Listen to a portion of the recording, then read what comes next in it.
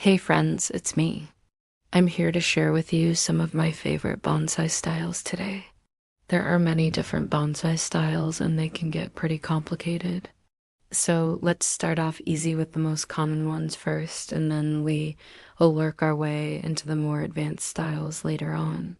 This is just a quick overview, and there is a lot more to cover on each of these topics. But hopefully, this will give you enough to get started with. If you'd like more detail, let me know in the comments below and I'll make some follow-up videos on this topic. Alright, let's get started.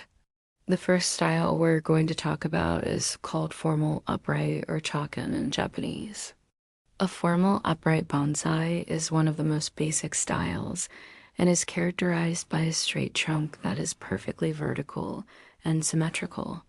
It has a strong and stable appearance and often has evenly spaced branches that grow out at the same angle. This style is often used for conifers such as pines and spruces, but can also be used for deciduous trees such as maples and elms. The roots are usually shown in this style, and the tree is planted in a shallow container. Some famous examples of this style are the Goryo Kinkaku and the Onryu.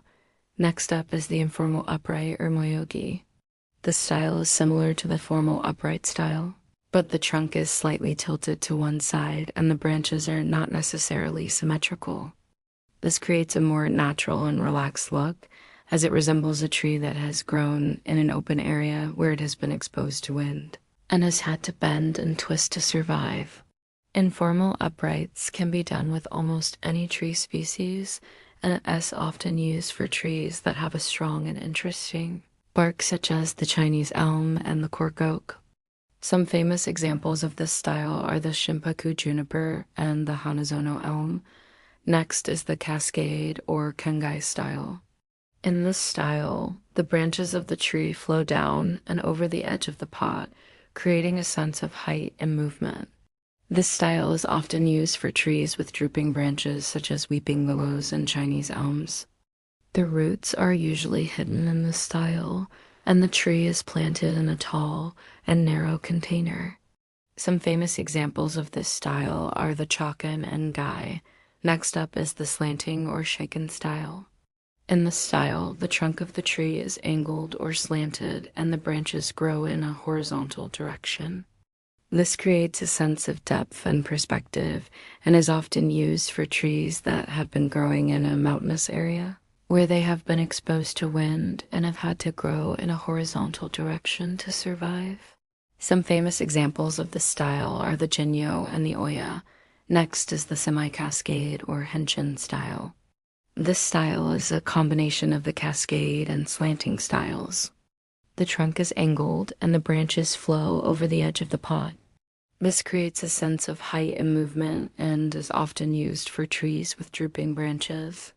Some famous examples of this style are the go, and the U next up is the broom or furosado style. In this style, the branches of the tree grow out from the sides of the trunk in a horizontal direction, creating a sweeping effect. This style is often used for trees that have been growing in a windy area and have had to grow in a horizontal direction to survive.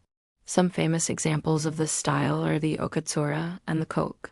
The next style we're going to discuss is the multi-trunk or kagai style. This style features two or more trunks growing out of the same root system. This creates a sense of unity and strength and is often used for trees that naturally grow in groups, such as pines and birches. The trunks are usually planted close together and the branches intertwine to create a dense canopy. This style can be difficult to achieve, but the results can be stunning. Some famous examples of this style are the Ishikawa and the Omiya. Now let's move on to some more advanced bonsai styles. The first one we're going to discuss is the literati or Bunjinji style. This style is characterized by a thin and elegant trunk with long and sweeping branches. It creates a sense of balance and harmony and is often used for pine trees. The branches are usually sparse to create a feeling of simplicity, and the tree is planted in a shallow container. This style originated in China and is one of the oldest bonsai styles. Some famous examples of this style are the Goryeo and the Xiaomiao. Another advanced style is the Goblin or Nap style. This style is characterized by a gnarled and twisted trunk with thick and heavy branches. It creates a sense of age and wisdom and is often used for elm and oak trees. The roots are usually shown in this style, and the tree is planted in a wide and shallow container. This style is meant to imitate the growth pattern of trees that grow in mountainous areas, where they are exposed to harsh conditions and have to grow in strange directions to survive. Some famous examples of this style are the Omiya and the Hanagago. Finally, we have the bird's nest or kofun style. This style is characterized by a mound of earth with a tree growing out of it.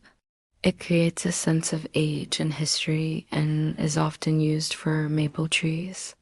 The tree is planted in a shallow container and the roots are partially exposed.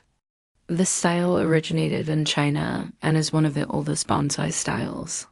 Some famous examples of this style are the Chokin and the Onryo. I hope you enjoyed this quick overview of the main bonsai styles. Remember, these are just guidelines to help you shape your bonsai and convey different natural forms. Don't be afraid to experiment and develop your own style. And always remember to have fun. Thanks for watching.